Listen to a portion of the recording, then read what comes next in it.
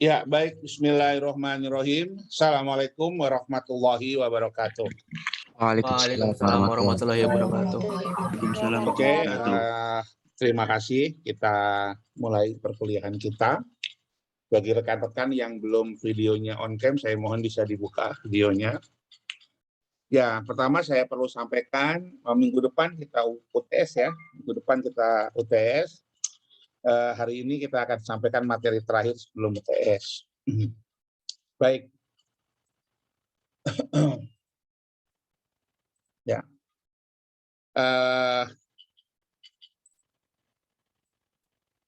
Ya, pada kesempatan hari ini kita akan mendiskusikan satu materi dalam kuliah kita yang mengambil tema work measurement atau pengukuran kerja. Jika pada waktu-waktu sebelumnya kita sudah mendiskusikan banyak hal tentang lingkup tentang teknik industri, kemudian ergonomi dengan keselamatan kerja, kemudian ada pengantar pengendalian kualitas, kemudian minggu lalu kita juga sudah mendiskusikan terkait dengan masalah peta kerja ya, atau analisis operasional, peta-peta kerja. Nah, minggu ini kita akan mendiskusikan tentang pengukuran kerja atau work measurement. Rekan-rekan sekalian, ini masih ada kelanjutannya. Jadi pengukuran kerja ini masih ada kelanjutan dari kaitan rangkaian dengan analisis operasional yang kita lakukan pada pertemuan sebelumnya dengan menggunakan peta kerja. Baik peta kerja yang sifatnya setempat maupun peta kerja yang sifatnya keseluruhan. Nah, work measurement atau pengukuran kerja ini bertujuan untuk menentukan dan mengevaluasi kira-kira metode kerja atau cara kerja atau waktu bekerja yang dilakukan oleh operator di tempat bekerja kita, di tempat pekerjaan atau di workplace, itu bagaimana. Nah, jadi gampangnya begini, tujuan dari work measurement ini kita menghitung waktu dan kapasitas. Jadi misalnya kita mau membuat satu produk. Kalau kemarin kan untuk pembuatan satu produk dari awal sampai akhir, kita bisa tahu dengan adanya OPC, dengan adanya Operation Process Chart. Gitu ya, atau juga dengan flow process diagram. Kita bisa mengetahui dari awal sampai akhir. Nah, sedangkan work measurement, ini kita mau mengukur apakah operator itu bekerja sudah sesuai ketentuan. Apakah para pekerja itu bekerja sesuai ketentuan, dan juga akan menentukan apakah setiap operator itu memiliki beban kerja yang ideal. Jadi tujuan hasil akhir dari work measurement itu adalah waktu yang diperlukan untuk melakukan suatu pekerjaan yang disebut sebagai waktu baku atau waktu standar. Waktu baku atau waktu standar ini merupakan satu ketentuan, satu istilah yang digunakan untuk menggambarkan berapa lama operator itu mengerjakan suatu tugas tertentu. Juga selain itu, waktu baku atau waktu standar ini bisa dikonversi menjadi output standar. Jadi berapa kapasitas dari operator tersebut. Jadi kalau waktu baku itu satuannya waktu, bisa menit, bisa detik, bisa jam. Tetapi kalau output standar itu satuannya adalah unit. Unit per jam, unit per menit, unit per hari, atau ya seperti itu. Nah, di lain pihak, output atau hasil akhir dari pengukuran kerja ini itu adalah beban kerja, menghitung beban kerja. Beban kerja ideal itu 100%, beban kerja yang melebihi normal dianggap di atas 100%. Beban kerja di bawah normal di bawah 100%. Tentu angka 100 ini tidak saklek 100. Biasanya ada rentang antara 85 sampai 115. 85 sampai 115% ini dianggap beban kerja ideal. Ya, beban kerja ideal. Di atasnya itu dianggap beban kerja yang lebih tinggi dari normal, di bawahnya dianggap beban kerja yang kurang dari normal. Jadi kalau begitu ada 3 hal yang menjadi output atau hasil akhir dari pengukuran kerja. Yang pertama adalah menghitung waktu baku atau waktu standar. Atau yang kedua menghitung yang disebut output standar, dengan satuannya output yang dari waktu input. Yang ketiga adalah beban kerja. Jadi ada waktu standar, output standar, dan beban kerja. Oke. Nah, kemudian pengukuran kerja itu berarti adalah waktu yang diukur awalnya. Ya. Awalnya waktu, tetapi kemudian waktu itu kita bandingkan dengan jumlah jam kerja yang tersedia, jadilah output standar dan beban kerja. Cara kita melakukan pengukuran kerja, bisa dengan cara direct, bisa dengan cara indirect. Cara direct itu apa? Kita menggunakan stopwatch. Jadi misalkan Anda lagi bekerja di pabrik furniture, Anda mau mengecek setiap operatornya berapa lama dia bekerja pada stasiun prosesnya. Setiap stasiun proses disebut sebagai cycle time, waktu siklus. Lalu Anda ukurlah si operator tersebut ketika dia bekerja menggunakan stopwatch ukurnya. Oke, ini berapa lama dia, kalau misalkan dia di stasiun pemotongan kayu, ya kita ukur potong kayunya berapa, motong lagi berapa. Kita lihat dari data statistik. Dari 10 kali motong, berapa waktu yang dibutuhkan rata-ratanya. Itu menggunakan stopwatch yang disebut dengan direct. Gitu ya, yang disebut dengan metode pengukuran kerja secara langsung. Ya. Direct itu disebutnya secara langsung. Kemudian ada metode pengukuran kerja, metode indirect atau tidak langsung. Nah, kalau tidak langsung tidak menggunakan stopwatch, ini kita lihat ya, ada stopwatch, ada standar data. Standar data itu apa? Standar data itu kemarin saya pernah diskusikan gerakan-gerakan dasar ya. Gerakan-gerakan dasar ada 17, yaitu gerakan Verblick. Nah, jadi kalau kita mengukur waktu atau pengukuran kerja dengan indirect atau tidak langsung, kita tidak mengukur menggunakan stopwatch, tapi kita mengukur menggunakan standar data, waktu rata-rata yang ada dalam data statistik yang sudah ada sebelumnya.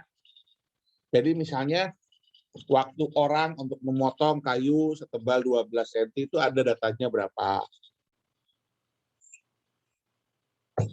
Oh, ini sudah ada datanya. Dari data-data apa? Data-data yang kemudian kita jumlahkan setiap gerakan-gerakan dasar itu. Jadi misalnya kita mengambil satu barang, itu kita ukur masing-masing gerakan dasarnya apa dan waktunya berapa. Yang kemudian ini disebut sebagai istilahnya PMTS atau Predetermined Time Series. Bukan PMTS tapi PDTS. Predetermined Time Series. Yang ini. Cuman yang sekarang kita pelajari bukan yang indirect. Nanti ini Anda pelajari pada saat Anda mengambil mata kuliah yang lain. Di mata kuliah ini kita akan belajar yang direct saja. Oke. Nah, langkah-langkah pengukuran kerja ya, atau langkah-langkah pengukuran waktu kerja.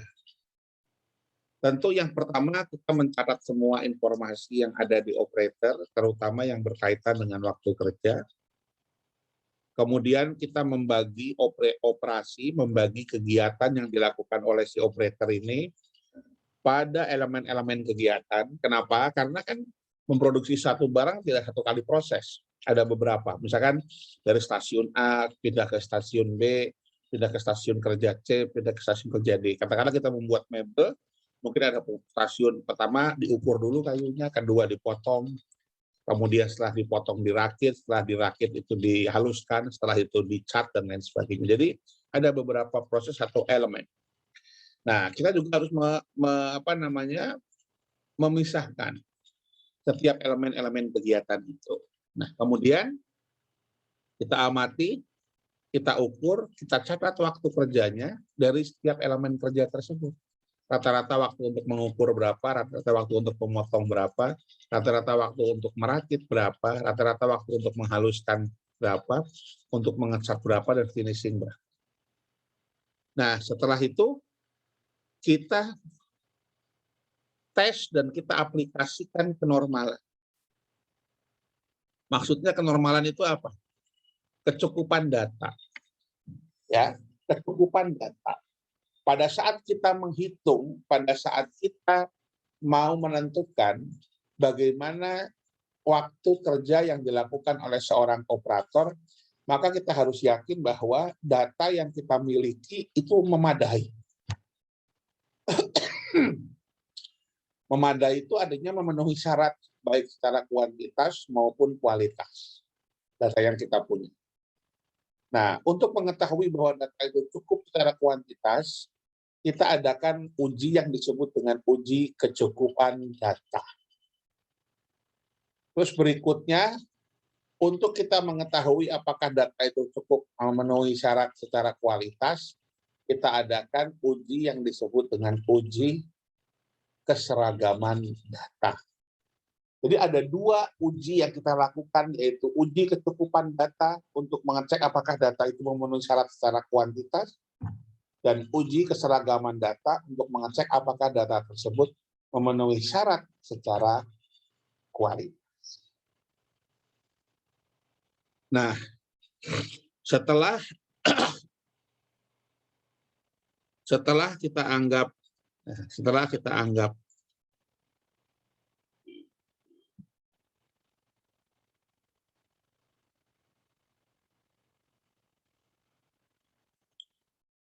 data tersebut sudah cukup, sudah memadai secara, artinya setelah diuji kecukupannya memadai, setelah diuji keseragamannya memadai, langkah selanjutnya kita masuk apa yang disebut dengan performance rating dan waktu normal. Nanti kita akan jelaskan dalam contoh. Waktunya apa yang disebut dengan performance rating? Performance rating itu menentukan seberapa tingkat performance dari operator ini.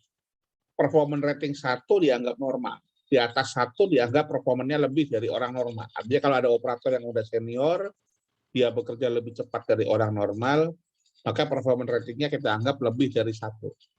Tetapi kalau orang baru yang masih butuh di training, baru masuk 1 hari, 2 hari, seminggu, sebulan barangkali, kita anggap performance ratingnya di bawah 1, karena belum sesuai dengan orang rata-rata normalnya. Kira-kira begitu. Lalu juga penetapan waktu longgar atau allowance. Apa itu allowance? Kita tahu waktu kerja setiap hari teorinya misalnya 8 jam. Tapi kan setiap orang itu memerlukan satu kelonggaran atau allowance dalam bekerja, yang nggak mungkin dia bekerja 8 jam persis, itu nggak mungkin. Nah, kelonggarannya itu berapa lama? Kelonggaran itu yang pertama ada kelonggaran untuk apa?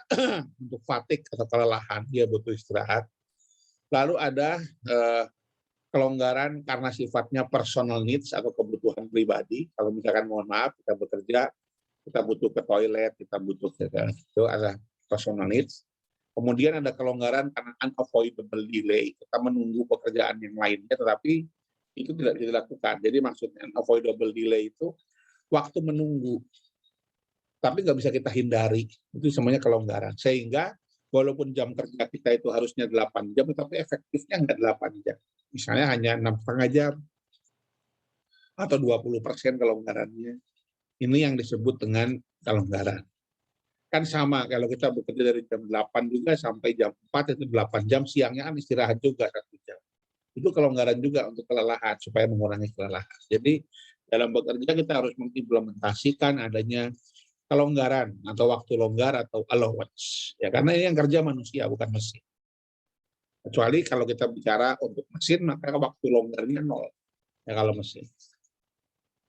Nah, setelah itu kita menghitung yang disebut dengan waktu standar atau waktu baku dan output standar atau output baku.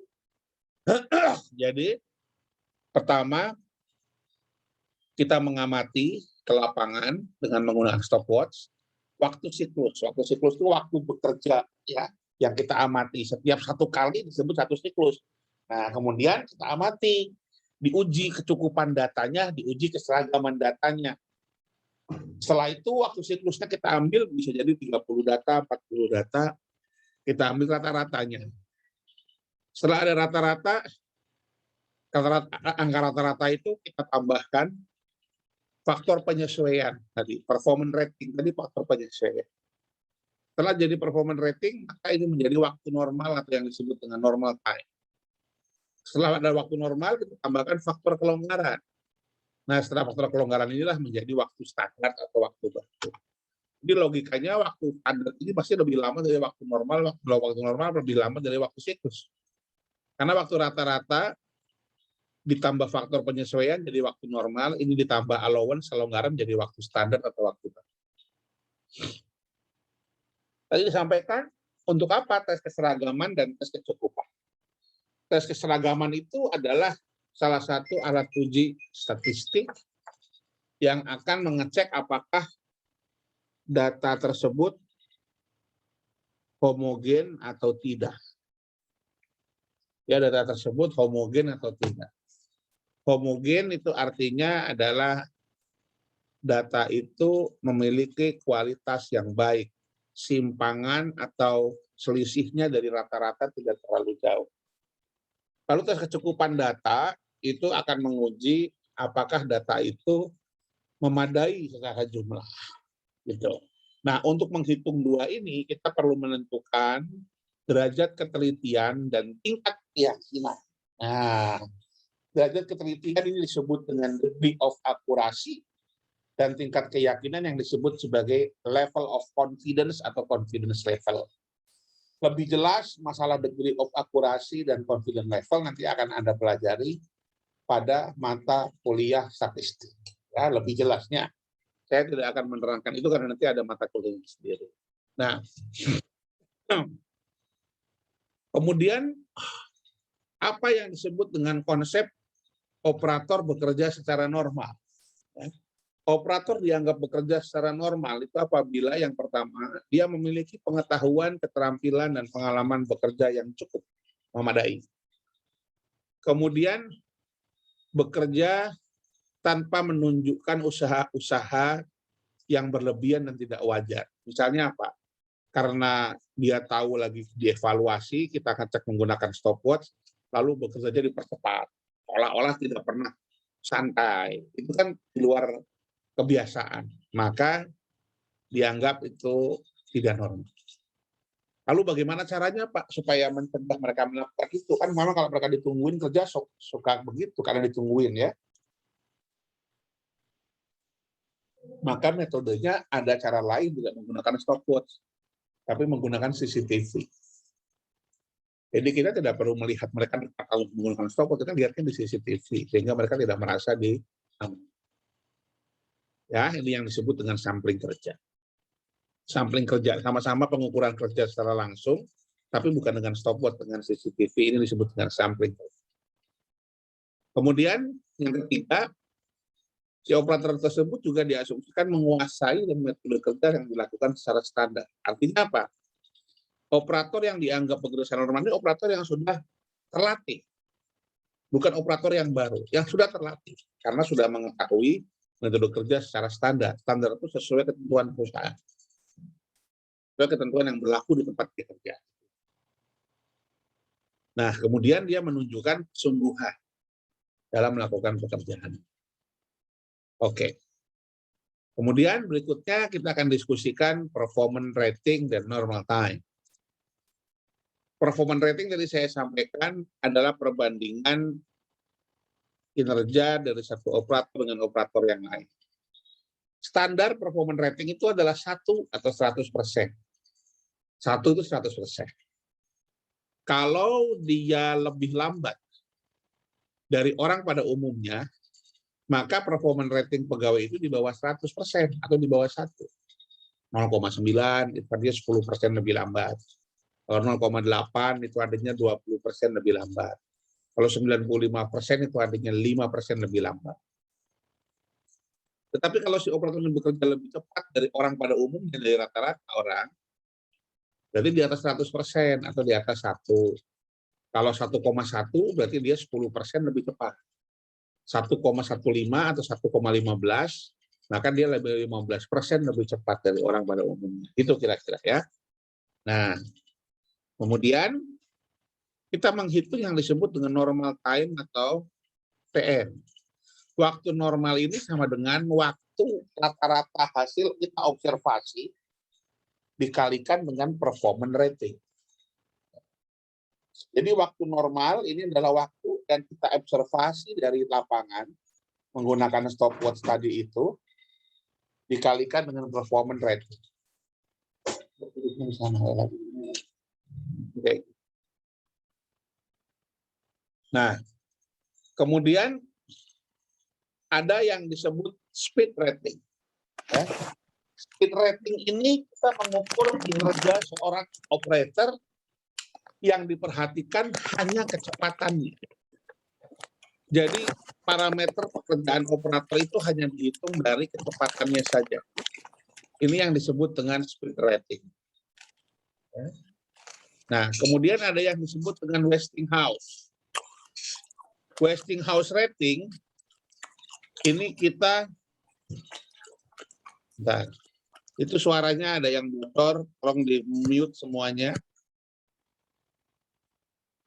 Suaranya ada yang ya.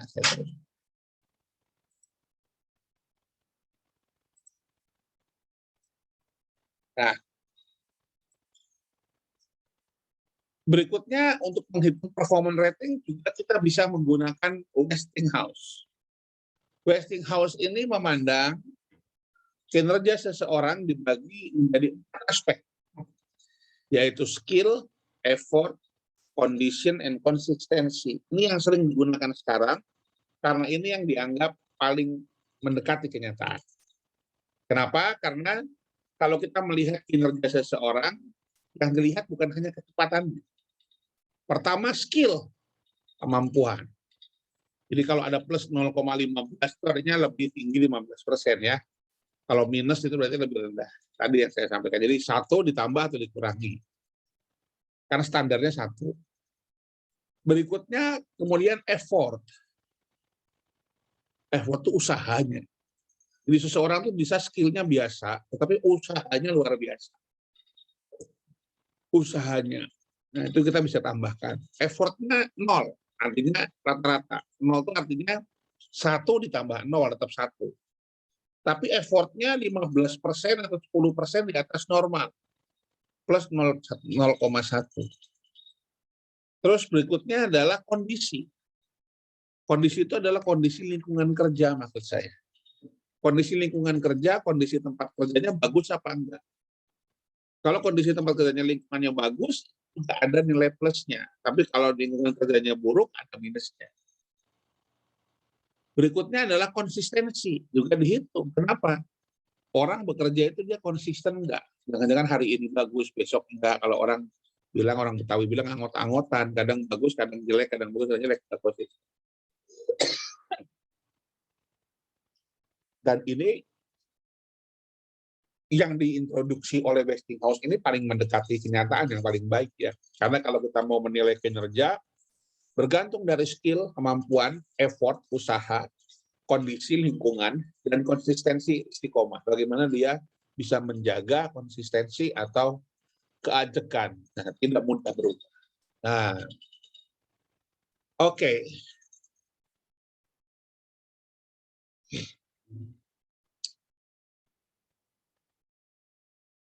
Kemudian allowance. Tadi saya bilang allowance itu kelonggaran waktu. Ya, kelonggaran. Nah, kelonggarannya ini apa saja? Kelonggaran ada yang sifatnya kelonggaran yang bersifat constant, ada kelonggaran yang sifatnya spesial. Constant itu akan selalu dibutuhkan, yaitu personal need dan fatigue. Personal need ini dari kebutuhan pribadi, misalkan ya kita tahu kan kalau kita bekerja kadang juga butuh ke toilet, kemudian butuh untuk sebentar minum, mengambil minum, itu personal needs. Lalu ada fatigue karena lelah, jadi butuh istirahat. Kemudian spesial itu tidak terjadi setiap saat, bisa terjadi sewaktu-waktu. Unavoidable delay, menunggu itu misalkan begini. Saya bekerja di stasiun kerja 4. Saya mengerjakan barang-barang setelah selesai dari stasiun kerja 3. Tapi satu kasus stasiun kerja 3-nya drop, stasiun kerja 3-nya error, sehingga berhenti pekerjaan di situ. Saya nggak bekerja apa-apa. Kenapa? Karena saya belum dapat barang dari stasiun kerja 3. Ini yang disebut unavoidable delay. Nah, unavoidable delay, ya. Nah,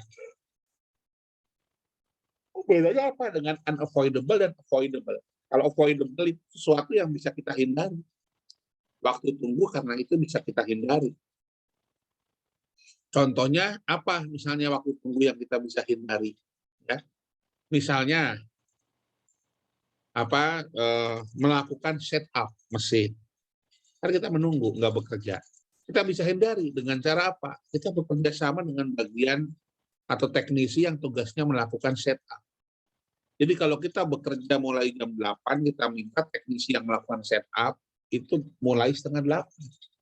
Jadi setup mesin dilakukan sebelum jam kerja. Artinya ada bagian-bagian tertentu teknisi maintenance dia bekerjanya setengah jam lebih awal, tapi nanti juga pulangnya setengah jam lebih awal. Sehingga pada saat kita bekerja tidak ada menunggu untuk waktu setup mesin dan lain sebagainya. Ini yang disebut dengan istilah avoidable. Ya, kalau unavoidable kayak tadi yang saya sampaikan. Jadi kita menunggu karena pekerjaannya belum. Nah, oke. Personal need ini mengantisipasi adanya kebutuhan waktu yang bersifat personal. Dapat ditentukan baik melakukan dengan stopwatch maupun sampling kerja. Untuk kegiatan ringan, biasanya personal need-nya itu maksimal 5% dalam sehari, atau sekitar 25 menit. Untuk kerja berat itu sekitar 5%, ya, lebih dari 5%. Kemudian ada yang disebut dengan fatigue allowance, memberikan kesempatan kepada pekerja untuk melepas lelah. Biasanya 1 hari 1 jam ya, siang hari itu 1 jam. Jadi kadang-kadang istirahat siangnya 1 jam, untuk personalnya sudah 30 menit ya, udah 1,5 jam kan, jadi 8 jam persis. Kemudian ada delay. Nah, delay allowance ini yang kadang-kadang tidak bisa diduga, tidak bisa diperkirakan sebelumnya. Nah, sekarang uji kecukupan data. Bagaimana cara kita menghitungnya? Ini rumusnya, ya. N itu adalah jumlah data pengamatan. N aksen jumlah data yang seharusnya dilakukan. Jadi data itu dianggap cukup apabila N aksen lebih dari N. Ya, lebih dari N. Kalau dia tidak lebih dari N, maka data itu dianggap masih tidak cukup atau kurang.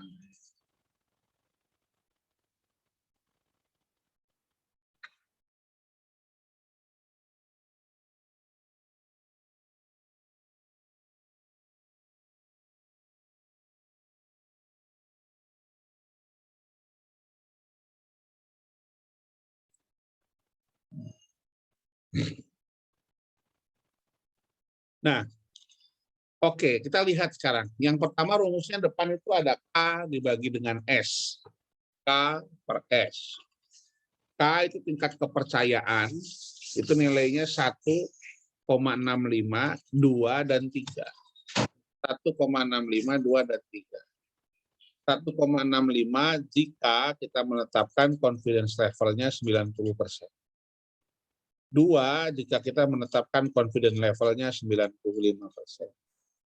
3 jika kita menetapkan confidence levelnya 99%. Jadi itu yang kita lihat nilai K-nya. K-nya mau berapa biasanya kalau enggak 1,65, 2, 3. Tergantung tingkat kepercayaan kita mau mengambil berapa. Apa itu tingkat kepercayaan? Lebih detailnya nanti di statistik. Tapi sekarang kamu pakai aja, Anda pilih aja angka 1, 2, atau 3. Intinya semakin tinggi K, semakin tinggi tingkat kepercayaan, artinya kita menganggap data yang kita ambil semakin sedikit yang salah. Kira-kira begitu. Semakin kecil K, semakin kecil level of confidence, maka kita menganggap semakin banyak data yang salah, kira-kira begitu. Kemudian ada S, derajat ketelitian atau derajat of error, margin of error. Ini antara 1 sampai 5%. Anda bisa tentukan. asumsi. Apa itu maksudnya degree of error, rentang dari nilai rata-ratanya itu berapa persen? Nanti juga di statistik akan dibahas bagaimana menentukan ini, tetapi kita tidak akan membahas itu dalam mata kuliah kita. Jadi pakai aja, biasanya angka 1 sampai 5%. Yang S. Nah, contoh kan ini ada contoh.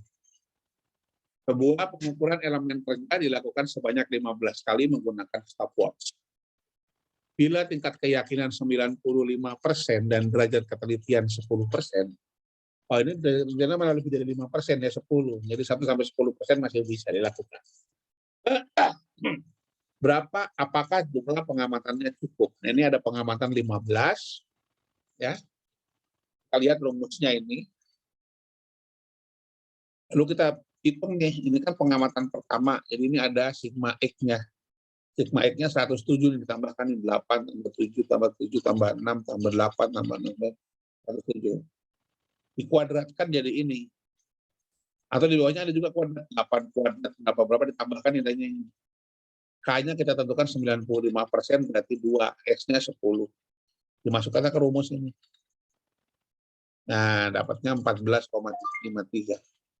Karena jumlah data yang tersedia 15, setelah dijumlahkan kita membutuhkan data 14,53, maka berarti jumlah data kita kan cukup ya, karena minimalnya 14,53, kita punya 15 data.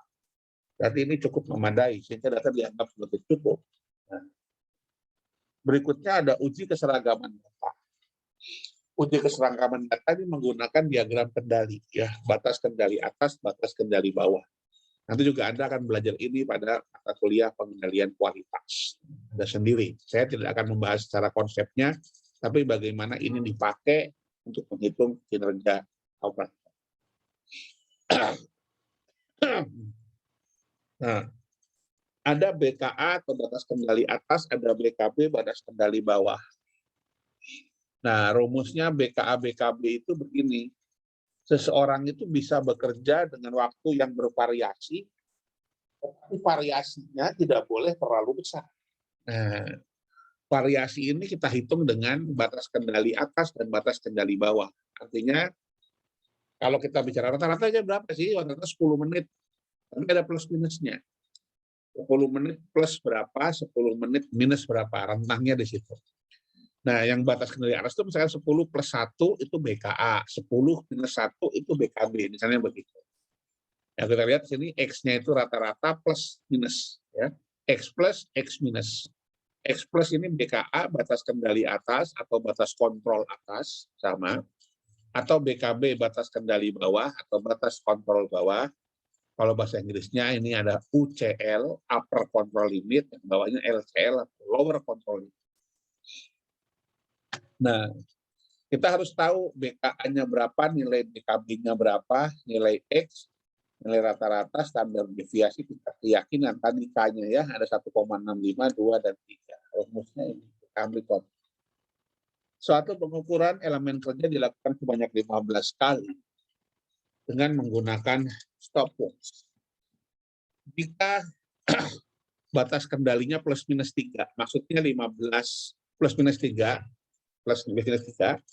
tentukan apakah data seragam atau tidak. Rata-rata dihitung dulu. 8, 7, 7, 6 dihitung semua, rata-ratanya 7,13. Ya.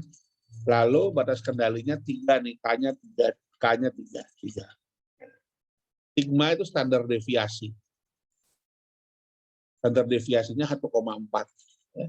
Maka BKB, BKA-nya 7,13 ditambah 3 kali 1,4, 11,33. BKB-nya 7,13 dikurangi 3 kali 1,4. Ini standar deviasi, nanti ada hitung.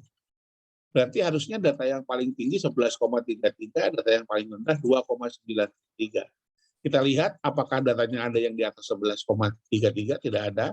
Apakah datanya ada yang di bawah 2,9, tidak ada. Berarti data ini kita anggap sebagai seragam, kira-kira begitu.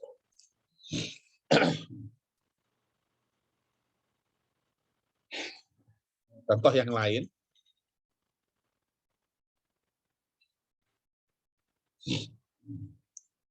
Ini. Nanti untuk cara yang sama Anda bisa menghitung untuk yang ini ya. Jadi ini ada 30 data. Ya, kemudian kita menggunakan tingkat kepercayaan 95%, artinya K-nya itu adalah 2. Kemudian tingkat ketelitiannya 5%, adanya S-nya itu 0,05, 5%. Lalu batas kontrolnya itu K-nya adalah 4, jadi itu 4 kalinya, 4 kali standar deviasi. Lalu Anda suruh mengecek apakah ini sudah seragam atau belum. Nanti dengan cara yang sama dengan yang ini Anda bisa lakukan. Nah, kemudian untuk menghitung waktu baku atau waktu standar.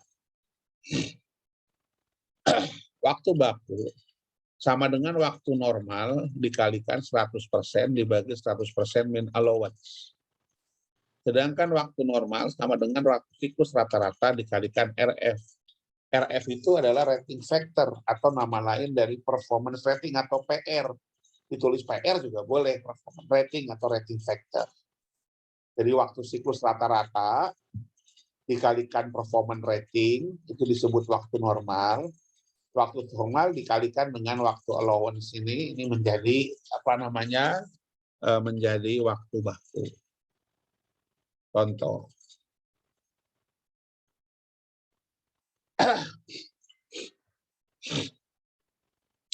Suatu pekerjaan pengemasan barang atau packaging dalam suatu kotak kardus, ya, yang terdiri dari 4 elemen pekerjaan.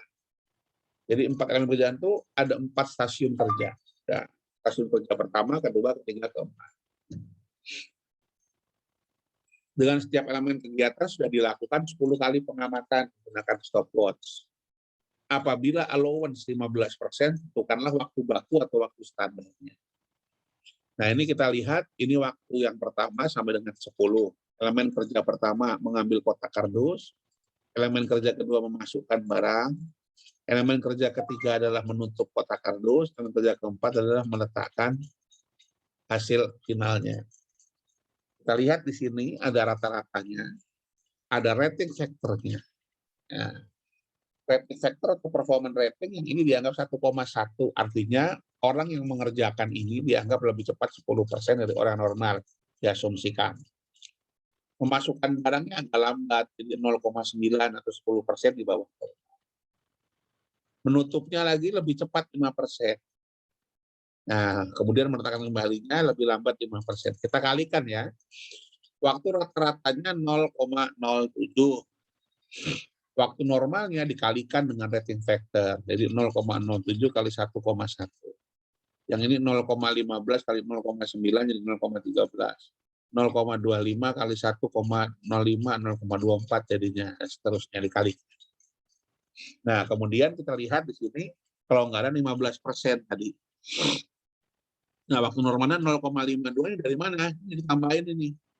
0,07 ditambah elemen kerja kedua ditambah 0,13 ditambah 0,24 ditambah 0,08 jadinya 0,5 menit.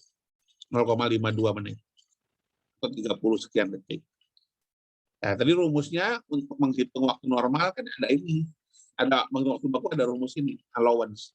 Allowance-nya 15%, jadi begini dikalikan. Jadi 0,61 menit per unit. Artinya untuk melakukan pengemasan ini membutuhkan waktu 0,61 menit per unit. Kalau dibalik 1 dibagi 0,61 menjadi unit per menit. Ya, jadi tinggal bisa diubah satuan. Ini kan satuannya adalah 0,6 menit per unit. Jadi kalau sejam berapa unit ya Anda bisa bagi. Ya, kira-kira.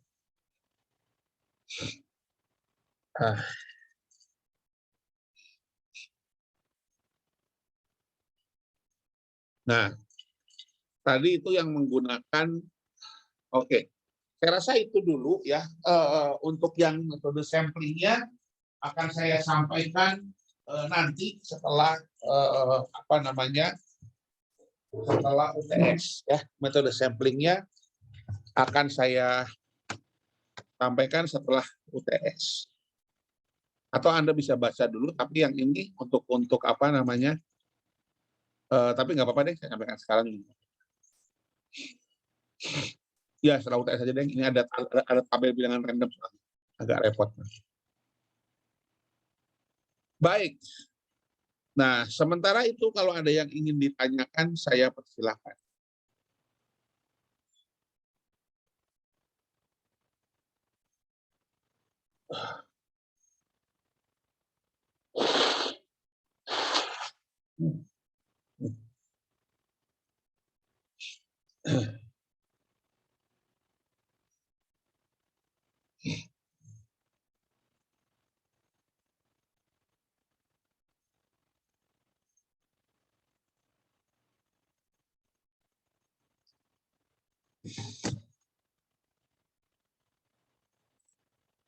Oke, minggu depan kita akan ada UTS. Soalnya akan saya berikan pada hari Rabu. Ya. Soalnya akan saya berikan pada hari Rabu, dan Anda saya beri waktu untuk mengerjakan selama 24 jam. Dikerjakan 24 jam dalam bentuk format ketikan, nanti lalu dikumpulkan. Nah, untuk mengumpulkannya, nanti tidak langsung ke saya melalui ketua kelas, baru ketua kelas menggabungkan semuanya dalam satu file zip atau RAR, baru itu dikirim ke saya. Ya, nanti file Anda itu dikasih nama NIM saja. File Anda diberi nama NIM, file jawabannya, lalu di-convert dalam bentuk PDF. Nanti semua file itu dikumpulkan ke ketua kelas, baru ketua kelasnya menyampaikan kepada saya dengan file misalnya UTS PTI kelas A, atau itu UTS PTI B, UTS PTI A, atau UTS PTI B. Saya kasih waktu 24 jam, jadi silakan nanti Anda mengerjakan 24 jam, tapi saya mohon tidak untuk bekerja sama satu dengan yang lain, karena kalau saya nanti memeriksa ada indikasi Anda kerjasama dalam arti copy-paste dan lain sebagainya, maka semua yang terlibat akan saya berikan nilai 0. Jadi misalnya ada A dan B, jawabannya mirip, nah dua-duanya itu akan saya beri nilai 0. Saya tidak akan menanyakan siapa yang nyontoh atau enggak, tapi dua-duanya. Begitu. Dan saya punya software untuk mengecek itu, karena itu mudah, karena semuanya via online. Saya tinggal masukin paper Anda ada 70 juga bisa, atau saya cek similarities mana yang mirip, bukan ketahuan. Saya punya cara supaya kemiripannya yang dianggap nyontek itu kalau kemiripannya lebih dari 50%. Saya bisa atur kemiripannya berapa persen setiap satu dengan yang lain. Wah, tapi kan jawabannya bisa sama, tapi kan urutan kata-katanya nggak mungkin sama persis. Gitu, nggak mungkin sama persis. Oke, saya rasa itu kalau ada yang ingin sampaikan, ini saya setelah ini saya rekaman, saya sampaikan juga di grup, dan juga tadi PowerPoint ataupun slide-nya saya sampaikan. Ada yang mau tanyakan? Saya persilakan.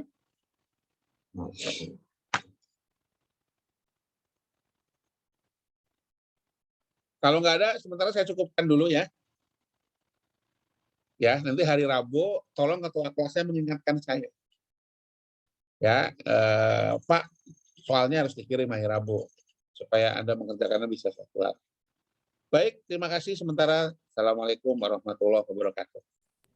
Waalaikumsalam warahmatullahi wabarakatuh. Terima kasih, Pak. Terima kasih, Pak.